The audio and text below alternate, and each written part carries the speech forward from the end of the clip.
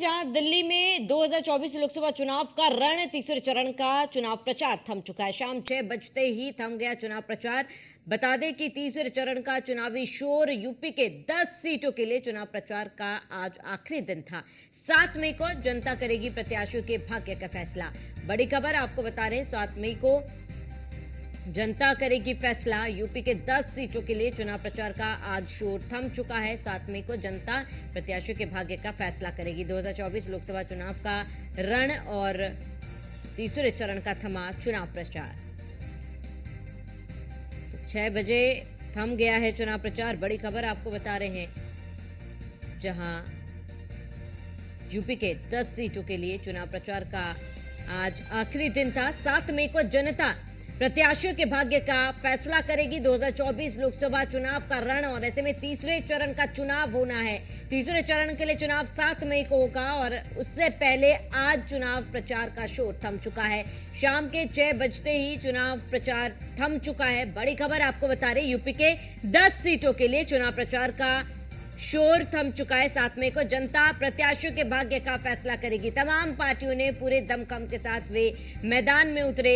चुनाव को लेकर तैयारियां देखी गई। बड़ी खबर आपको बता रहे हैं, शाम 6 बजे थम गया चुनाव प्रचार और बड़ी खबर आपको बता रहे हैं, जहां तमाम पार्टियों ने पूरी दमखम के साथ मेहनत की, मैदान में उतरे, रैलियां की गई, जनसभाएं की गई और अब 7 मई को तीसरे चरण का चुनाव होना और उससे ठीक पहले चुनाव प्रचार थम चुका है। तीसरे चरण के लिए चुनाव प्रचार थमा।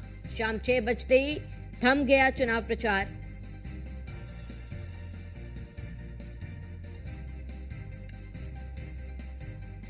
अधिक जानकारी के लिए कृष्ण त्यागी संवाददाता आगरा से हमारे साथ जुड़ चुके संदीप शर्मा संवाददाता फतेहपुर सीकरी से हमारे साथ जुड़ चुके। सबसे पहले कृष्ण त्यागी, आपका रुख करूंगी। 7 मई को चुनाव है और चुनाव प्रचार थम चुका है। इस दौरान क्या माहौल आगरा में देखी जा रही है? बिल्कुल श्रावणी जी, आपको बता दूं, लोकसभा के तीसरे चरण का चुनाव 7 मई को होना है, जिसको लेकर आज आगरा में जो 48 घंटे पहले ही चुनाव प्रचार थम गया है। आज देखा गया कि जो इस तरह से आगरा के लोकसभा के चुनाव की बात करें तो आखिरी दिन तक आज जैसे आज बीजेपी प्रत्याशी के लिए डिप्टी सीएम केशव प्रसाद मौर्य पहुंचे और कांग्रेस प्रत्याशी के लिए जो सचिन पायलट डिप्टी सीएम राजस्थान के पहुंचे। इसके साथ जो निर्दलीय प्रत्याशी रामेश्वर चौधरी की भी एक बड़ी जनसभा हुई। तो निश्चित तौर से कह सकते हैं, लोकसभा चुनाव के लिए सभी दलों के प्रत्याशियों ने बेड़ी चोटी का जोर लगाया और 48 घंटे पहले ही इस चुनाव के जो चुनाव प्रचार थम गया है और सभी पार्टी जिस तरह से कल सुबह से ही 5 और 6 बजे से ही सभी बसों में अपने अपने जो वहाँ पर 2 यहाँ पर बनाए गए हैं, जैसे आगरा में नवी मंडी फैजाबाद पर बनाई गई है और फतेहपुर सीकरी के लिए किरागढ़ नवी गला मंडी में बनाई गई है। तो 1850 जो प्रैक्टिकल जो मतदान जो बूथ बनाए गए हैं उसको लेकर सभी अपने मतदान कर्मी वहाँ पर पहुंचेंगे और अपने अपनी पोलिंग पार्टियों के लिए रवाना होंगे। जिस तरह से जो कल का जो माहौल होगा, जो पोलिंग पार्टी भी अपने अपने जैसे विधानसभा बाहर स्ट्रॉन्ग रूम बनाए गए, सभी तरह की पूरी तरह से व्यवस्था की गई है। प्रशासन ने ज्यादा से ज्यादा वोटिंग परसेंटेज करने के लिए सभी जगह पर काफी दिनों से तैयारी की गई थी। जिस तरह से 2 चरणों में जो चुनाव देखा गया जिसमें वोटिंग परसेंटेज कम रही, उससे ज्यादा करने के लिए प्रशासन ने पूरी ताकत लगाई। सभी जगह पर कई जगह पर नाटक नुक्कड़ के माध्यम से लोगों को जागरूक किया। तमाम जगह पर लोगों को समझाने का प्रयास किया कि सभी लोग अपने वोट का मतदान का अपने मत का प्रयोग करें, जिससे कि जो वोटिंग परसेंटेज ज्यादा रहे। लेकिन यही अब 7 मई को चुनाव है। सभी प्रत्याशी जो यूपी के 10 सीटों का जो चुनाव रहेगा उसमें अपने अपने प्रत्याशियों का जनता उनके भाग्य का फैसला करेगी। तो निश्चित तौर से देखा जाएगा 7 मई के चुनाव में वोटिंग परसेंटेज बहुत मायने रखती है। वोटिंग परसेंटेज कितनी रहेगी ये देखने वाली बात रहेगी। ठीक है कृष्णा, मैं लौटूंगा आपके पास, आप बने रहे हमारे साथ। संदीप, आपका रुख करूंगी। फतेहपुर सीकरी में क्या माहौल है, क्योंकि चुनाव प्रचार थम चुका है। तमाम पार्टियों ने पूरे दमखम के साथ वे मैदान में उतरे थे। जनता तक उन्होंने क्या मैसेज पहुंचाया और इसके साथ ही चुनाव से पहले क्या तैयारी वहां पर देखी जा रही है? कि अगर तीसरे चरण की बात करें तो तीसरे चरण में 7 मई को आगरा में मतदान होना है। उसको लेकर पूरी तैयारियां कर ली गई है। वहीं जो तमाम पूरी दमखम से जोर लगा है, एडी से लेकर सिर तक का जोर लगाकर तमाम सभाएं के बाद आज पूरा चुनाव प्रचार पूरी तरह से थम चुका है। अगर प्रशासन की बात करें तो जो तमाम जो पुलिस फोर्स है चुनाव व्यवस्था को बनाने के लिए वो पहले से ही यहाँ आ चुका है। तमाम चेकिंग अभियान चल रहे हैं, उनको विद्यालय और स्कूलों में ठहराया गया है। साथ ही साथ आपको बता दें कि 7 मई को जो उम्मीदवार हैं उनके उम्मीद का फैसला ईवीएम मशीन में कैद होगा और यह 4 जून को उनके जो रिजल्ट है वो आना होगा कि तीसरे चरण में आगरा में चुनाव है और चुनाव को लेकर पूरी तैयारियां हैं। वहीं जो प्रत्याशी हैं वह घर घर जाकर लोगों से अपील कर रहे हैं और साथ ही साथ जो चुनाव आयोग है वह भी प्रतिशत बढ़ाने के लिए, जिससे कि जो वोटिंग है उसका प्रतिशत बढ़े, उसको लेकर तमाम तरह के अभियान भी चलाए जा रहे हैं। लोगों को जागरूक किया जा रहा है। अगर प्रशासन की बात करें तो जो तमाम जिला अधिकारी और पुलिस कमिश्नर है वो खुद पूरे मामले की मॉनिटर कर रहे हैं और चुनाव को लेकर वो लगातार निरीक्षण भी कर रहे हैं। तमाम ऐसे बूथ है संवेदनशील तमाम ऐसे बूथ हैं वहाँ पर उनकी पूरी तरह से नजर बनी हुई है। साथ ही साथ वो लोगों को भी वार्निंग दे रहे हैं और लोगों से कह रहे हैं कि किसी भी तरह का चुनाव का माहौल खराब करने की कोशिश ना करें। अगर चुनाव का माहौल कोई खराब करने की कोशिश करता है तो उसके खिलाफ कड़ी कार्रवाई की जाएगी। तो कहीं ना कहीं प्रशासन भी पूरी तरह से अलर्ट है और प्रशासन भी चाहता है कि जो तीसरे चरण का जो चुनाव है जो आगरा में भी होना है वो पूरी तरह से शांतिपूर्वक तरीके से हो। ठीक है संदीप, मैं लौटूंगा आपके पास। मुजम्मिल दानिश हमारे संवाददाता संभल से हमारे साथ जुड़ चुके हैं। दानिश, क्या कुछ पूरी जानकारी संभल को लेकर, चुनाव को लेकर प्रशासन कितनी तैयार है, वहां पर क्या तैयारी देखी जा रही है फिलहाल?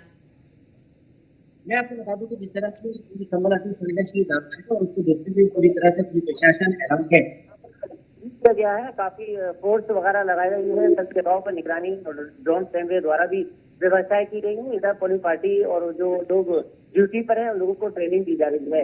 लगातार यहाँ पर क्योंकि संभल में समाजवादी पार्टी से जियाउर रहमान बर्फ है और भारतीय जनता पार्टी से यहाँ पर परमेश्वर लाल सैनी है और उसके अलावा जो बीएसपी से है यहाँ पर शौकत अली है।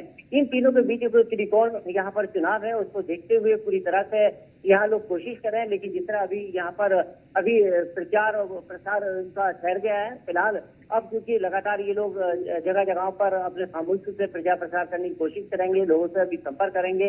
लेकिन फिलहाल पूरी तरह से यहाँ संभल में करीब 27,000 लोगों पर पुलिस प्रशासन ने कार्रवाई करते हुए धारा 151 और 116 के अंतर्गत कार्रवाई की है और इधर रेड कार्ड बांटे गए हैं ताकि किसी तरह से जो एजेंट है उनके साथ बैठक की गई है कि अगर किसी तरह से कोई भी कानून व्यवस्था में बैन लगाएगा तुरंत उन पर कार्रवाई की जाएगी।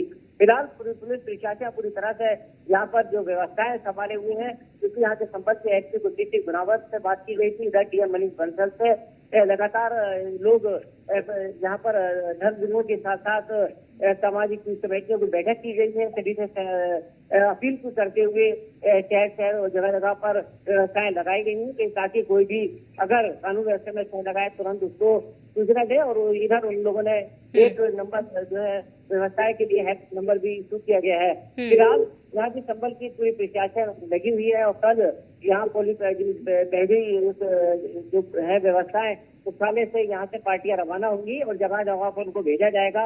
लेकिन उससे पहले सारी पार्टियों को ब्रीफ करते हुए राजनीतिक जो नेता हैं उनके प्रतिनिधियों से बात करते हुए व्यवस्थाओं में सहयोग करने की अपील की गई है। फिलहाल समाजवादी पार्टी, भारतीय जनता पार्टी और बीएसपी ये पूरी कोड़ी यहाँ व्यवस्था देखी जा रही है। लेकिन फिलहाल जो चुनाव अगर संभल का देखा जाए तो भाजपा और सपा दोनों के बीच में है, क्योंकि संभल समाजवादी पार्टी का इलाका है और इससे पहले जो पिछली बार जाकर शकुंतला भट्ट जो सांसद थे उनके पोते को यहाँ पर समाजवादी ने पूरा यकीन जताते हुए टिकट दिया है।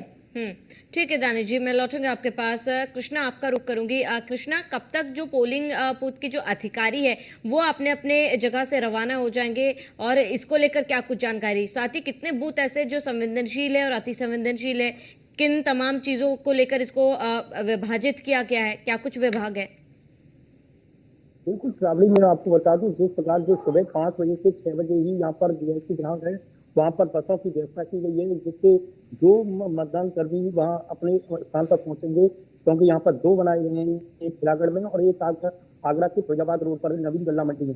तो सभी लोग अपने मतदान कर्मी जो पहुंचेंगे सुबह 5 बजे से 6 बजे तक वहाँ पर बसों के माध्यम से जा सकते हैं, अपने वाहन से जाने की सुविधा है और वहाँ पर प्रशासन ने पूरी व्यवस्था की है, चाहे उनके बैरिकेडिंग लगाई गई है, उसके साथ साथ पेयजल की व्यवस्था हो या अन्य कोई चीजें, वाहन की पार्किंग की सुविधा, तमाम चीजों को देखकर प्रशासन ने पूरे पुख्ता इंतजाम किए गए हैं। और अन्य जो ये लोकसभा क्षेत्र के जो आसपास के जिलों हैं, जो सीमा है, वहां पर भी सुरक्षा बहुत बढ़ाई गई है, जिससे कि कोई भी बात की गतिविधियां सामने ना आए। इसलिए और सुरक्षा बढ़ाने के और साफ निर्देश दिया गया है कि जिस तरह से जो चुनाव होगा और शांतिपूर्ण और निष्पक्ष तरीके से चुनाव होने की बात कही है, क्योंकि जिस तरह से जो लेकिन सबसे महत्वपूर्ण बात यही है कि वोटिंग परसेंटेज को बढ़ाने के लिए प्रशासन ने पूरा जोर लगाया है कि कैसे भी वोटिंग परसेंटेज को बढ़ाया जाए, क्योंकि जिस तरह से मथुरा की वोटिंग परसेंटेज देखी गई जो 50% वोट रही, और जिस तरह से अन्य जिलों में भी हमने वोटिंग परसेंटेज देखी, इसको लेकर आगरा प्रशासन ने पूरी जी ठीक है कृष्णा, मैं नुक्कड़ नाटक के लौटूंगा आपके माध्यम से पास। या संवाददाता स्कंदिता हमारे साथ लखनऊ से जुड़ चुके। स्कंदिता,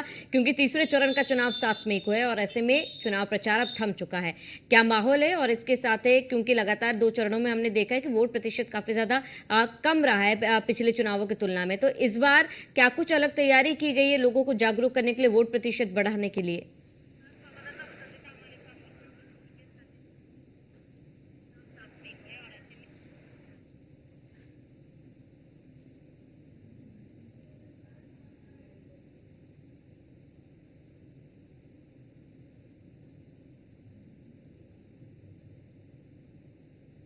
बिल्कुल आपको बता दें, पहले चरण की बात की जाए तो पहले चरण में वोट प्रतिशत जो है वो बढ़ा था। वहीं अगर दूसरे चरण की बात की जाए तो दूसरे चरण में वोट प्रतिशत जो है वो काफ़ी कम रहा था। 2014 और 2019 लोकसभा के चुनाव के मुकाबले में इस बार काफ़ी कम रहा था और उसके बढ़ाने को लेकर तमाम इंतजाम किए गए हैं। जैसे कि लोगों को जागरूक करने को लेकर इलेक्शन कमीशन लगातार प्रयास कर रहा है कि जगह जगह जो है वो बैनर जो है होर्डिंग लगवाए जाए। इसके अलावा जो पोलिंग बूथ बनवाए गए हैं वहाँ पर जो है ठंडे पानी की व्यवस्था की करवाई जाए। खास करके जो बुजुर्ग लोग हैं वो अपने घर से ही मतदान कर सके या उनके घर में किस तरीके से वोट की व्यवस्था करवाई जा सके। खास करके जो गर्भवती महिलाएं हैं उनको जो दिक्कत ना हो, अगर क्योंकि जिस तरीके से लगातार गर्मी बढ़ रही है तो ऐसे में गर्मी की वजह से भी लोग जो है वो घर से बाहर नहीं निकल रहे हैं। तो ऐसे में तमाम इंतजाम किए गए हैं। अगर आज तीसरे चरण की बात की जाए तो तीसरे चरण में प्रचार का आज समापन हो गया है और इस वक्त मैनपुरी में मौजूद है जहां पर डिंपल यादव लगातार प्रचार कर रही थी लंबे समय से और अब उन्होंने अपने प्रचार पर आज शाम 5 बजे विराम लगा दिया है, जहां पर उन्होंने आज भी 3 बड़े कार्यक्रम किए, जिसमें आपको बता दें सबसे पहले वो बेबर गई है, वहां पर एक जनसभा को संबोधित किया। इसके अलावा भोगांव में एक जनसभा को संबोधित किया। साथ ही आपको बता दें डिंपल यादव ने एक रोड शो भी निकाला जो घिगोर है, घिगोर से लेकर सैफई जो घर है वहां तक अपना रोड शो निकालती हुई गई हैं, क्योंकि आज प्रचार का अंतिम दिन था। तो पूरा एक माहौल जो है वो बना हुआ देखने को मिला और लगातार जनता से वोट की अपील की है, क्योंकि अब 7 तारीख को चुनाव होना है और जितनी भी जगहों की बात की जाए, बदायूं की बात कर ली जाए, मैनपुरी की बात कर ली जाए, फिरोजाबाद की बात कर ली जाए, आगरा की बात कर ली जाए, जहां जहां पर तीसरे चरण के चुनाव होने हैं वहां पर आज प्रचार जो है वो 5 बजे से खत्म हो गया है और अब जो है कहीं ना कहीं आज अंतिम प्रचार था तो लोगों ने वोट की अपील की है, खास करके प्रत्याशी जो अपने क्षेत्र में निकले और जनता। ठीक है स्कंदिता, तमाम जानकारी के लिए जुटने के लिए आपका बहुत बहुत शुक्रिया। चलिए इसी के साथ इस बुलेटिन में इतना ही। देश प्रदेश की तमाम बड़ी खबर के लिए आप बने रहिए न्यूज़ 1 इंडिया।